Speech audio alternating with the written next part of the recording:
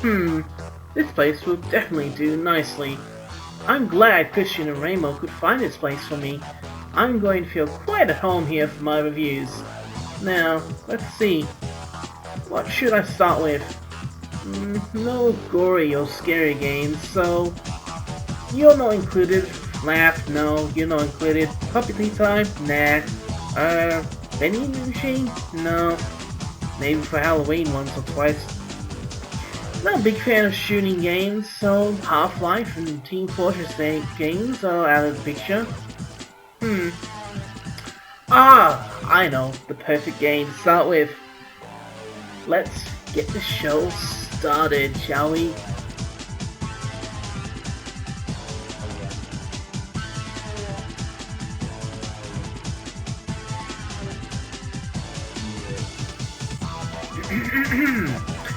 Welcome everyone. Today is a special day, as this is my first day doing a real review for something I love. Before I fully get into it, I want to thank all my good friends from the Beasts of the Web for supporting me in getting this started. I admit I am terribly nervous, but I will try my best to get through these and hopefully shed some new light to games and content that most might not know about.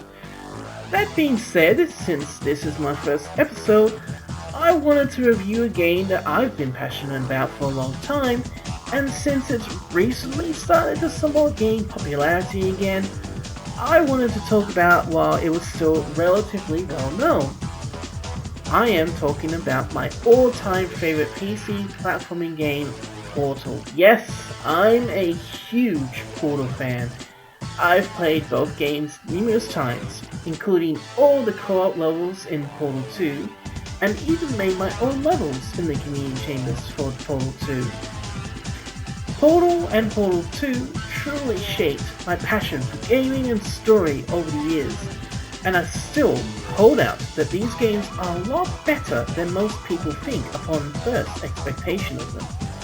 So I decided I would review the games, one per episode.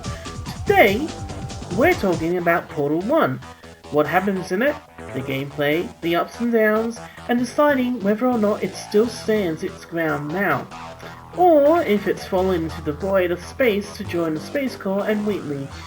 Oh, right, spoilers for the second game. It goes without saying that if you haven't played this game, I will be going into spoiler territory. So, if you're interested, I suggest you go play the game now and come back later. It's okay, I can wait. For those of us that have played it, let's get into the review. So, let's go over the story of Portal 1. The base story is that you are playing as a woman named Chell, though not once are you specifically told this until basically the credits in the game. You are playing to try and escape from a facility known as Aperture Labs. However, that's just the first layer of the game. There's more layers to it that make it fascinating and in-depth. Here's what I've been able to find out, but if I'm wrong about this, you can correct me in the comments. This is just the bits of information that I've managed to find out. A man named Cave Johnson started the Aperture Labs testing facility somehow after finding out that he could create wormholes using moon rocks and his patented portal gun technology back in the 1900s. He fell in love with a lady named Carolyn, who worked as his assistant at Aperture, and would create tests that enabled the use of the Aperture Portal handheld device, otherwise known as Portal Gun. The Portal Gun could shoot the wormholes at specific walls, made of room rock, and allow a person to seamlessly travel from one point of a room to another without any issues. Eventually, Cave Johnson started to get ill from the moon rocks, and stated in his will that if he can't run the place anymore, he wanted Carolyn to run the place in his stead, but as an AI to live forever, testing and testing until the end of time. There is also the mention of a man named Ratman, and yes, that is his official in-game name, who supposedly worked for Cave as well, but somehow started to go crazy and disappeared into the labs, never to be seen again. At least, not physically. Most of this information, however, is revealed in the second game. And so you may be wondering to yourself, what's any of this had to do with the first game? Well, this is where we as Chell come in. Carolyn, now in control of Aperture and using a new name GLaDOS, wakes Chell up in a glass cell to start testing the portal gun. A series of 19 tests in total, in fact. We, as Chell, jump into the game from this point, only to discover through secret messages, dialogue later in the game, and cryptic clues that everyone else in the labs have been killed by GLaDOS at some point. See, she obviously wasn't happy about being an AI, and must have gone mad at some point. She still took over, and I believe that after a while she realized that she needed to see someone. She was alone, and she didn't know what to do, hence why she woke Chell up to start testing. However, it's not until later in the game, during the tests, that she starts to go back to her crazy ways, and begins acting up, making Chell nervous about being there. And it doesn't help that Chell finds out that some of the tests can actually kill her if she doesn't do them right. So, the real story of Portal 1 is us finding a way through the 19 chambers safely and managing to find a way to get out, as well as possibly shut down GLaDOS for good. However, since there is a second game, and it's also fairly obvious now that Chell and GLaDOS return, let's go out on a limb and say that isn't exactly how it all goes. So, now that we have the story out of the way, let's talk about the gameplay. Honestly, it's fairly simple. Space to jump, WASD is up, down, left, right respectively, and to shoot portal guns, you use your mouse clicks. Additionally, you can crouch, which can help to avoid turrets, but also help you get to the secret areas of some of the levels of the game. The game itself doesn't explicitly tell you straight up, oh, this is what you're supposed to do and where you're supposed to go, but it does do it in a way that's very subtle and admittedly well done too. You're not guided through the place, but instead you go through via your own portal placements and choices. It's very exhilarating when you can exit a chamber without either failing it or dying from an unexpected fate. That being said, let's talk about the different ways you can die. Firstly is the energy pellets. These are balls of light that can bounce off walls and have to be sent into a collection point in order for you to progress. If you aren't aware of them killing you, it can become quite a shock to stand in front of one while trying to shoot a portal hole at a wall to get to a different section. So I advise you to be careful of that. Secondly, there are some rooms and chambers which have toxic ooze or some kind of awful looking water which, if you fall into, will also kill you. Fortunately enough, GLaDOS does warn you about this, so you are given a good cautionary warning beforehand. Thirdly, and possibly the most infuriating of all, are the turrets. They may look cute on first viewing, but these oval-shaped, red-eyed robots are not to be played around with. The turrets first appear in Chamber 16, well into the game by now, after GLaDOS informs us that what the level was originally going to be, supposedly, is now replaced with this one which specifically was designed for military androids. While I'm unsure if she was lying to us about this, the first meeting with the turrets can be infuriating and terrifying at the same time, as one wrong move can mean you end up shot repeatedly until you die and have to restart the level.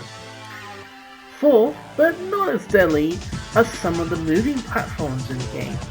Sometimes, particularly in the last 4 sections of the game, the moving platforms can be quite deadly, and if you don't plan your actions quickly, you can be flattened or pushed off into the abyss below.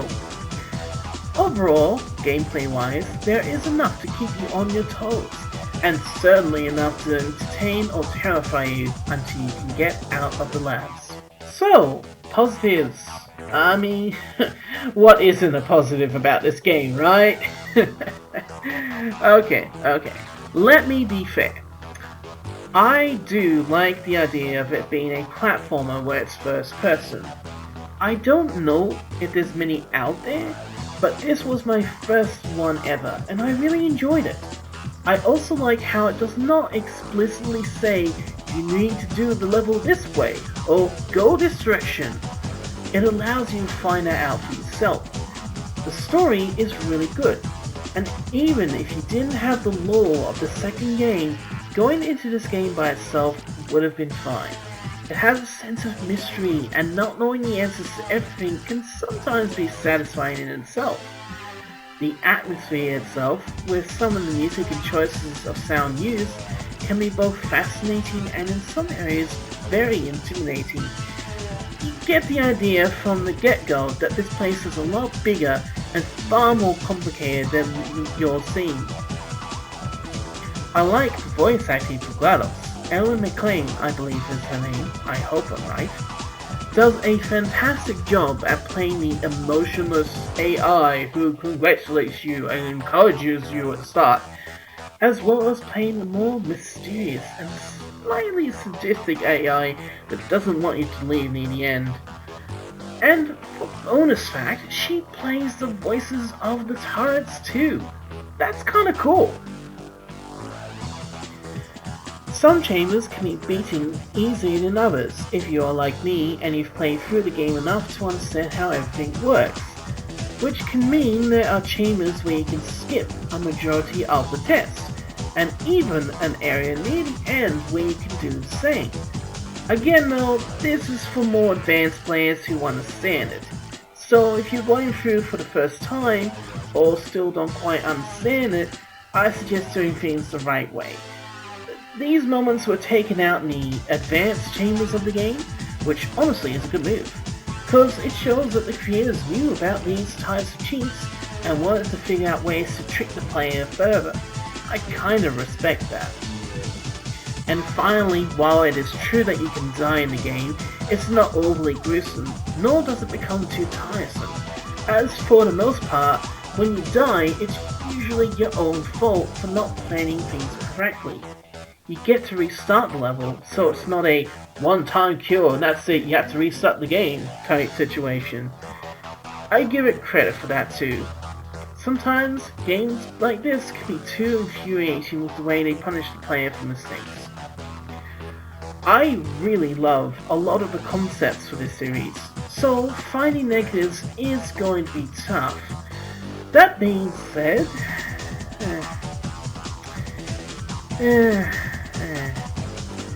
so, while I definitely do love this series as a whole, I have to be fair and point out the flaws, which unfortunately there are some in Portal 1, some of which admittedly get fixed in Portal 2, but we'll get to that another time.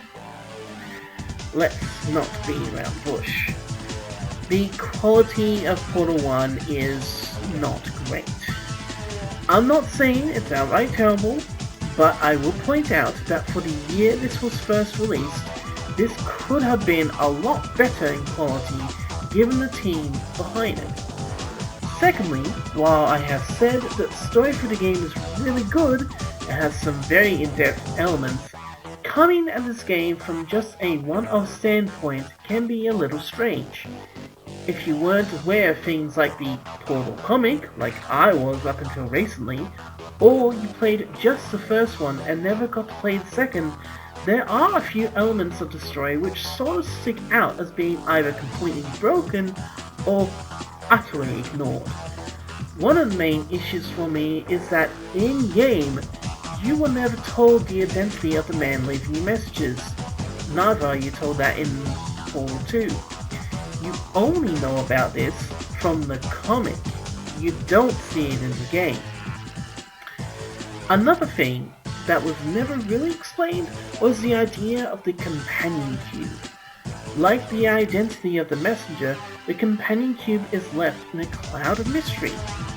Was it sentient? Could it actually talk? What was the point of having it only appear once in Chamber 17, but never again in Portal 1? Those were a few of the issues I had with the story of the game. As for other things, I will admit that sometimes, very rarely, the controls felt a bit stiff. I would be trying to get past turrets, for instance, and sometimes my character would sneak just one step when I told it to, as it should. While other times it would feel like it had gone 3 steps and I'd end up being shot. Not to mention there were strange lag spikes that often made it tough to get through the chambers, and some particle effects from the portal shooting that felt incomplete. Like I said before, it's not a perfect game, and there are definitely issues, but for the most part it's still a very solid game. So, do I think that Portal 1 still holds up today, like it did so many years ago when it was first released? Honestly? Well, I have pointed out that some graphic issues keep it held back. So while I feel it is still a good game, graphics wise and issues wise, it could be a lot better now if it was given an update of some kind. That being said, it's still a great game to come back to revisit some of the elements and story beats of the game, even if it's just for a bit of a nostalgic kick. So, does it hold up today? Sure, kind of. Some issues can be fixed, but as it is, it's still a good game to play over and over. Out of 10, I rate this game 8. 8 out of 10. Almost perfect, but just barely misses the mark. It's a great game, but there could have been some lags or glitches that could be fixed. And there are moments in the story where things that happen are a bit confusing and never really explained, such as GLaDOS being sucked up into some kind of tornado. It's still one of my all-time favorite games, but let's be honest, the sequel blew it out of the water. But that's for another time. Thank you all for watching my review, and I hope you enjoyed it as much as I did. My creator, Justin Hunt, would appreciate it if you check out his book, Freyon Fables #1, Rise to the Challenge. And I must also give notice to the beasts of the web as well. Thanks to all of them for helping me get this started, and I'll see you all next time for my honest review of Portal 2. Goodbye, and keep gaming.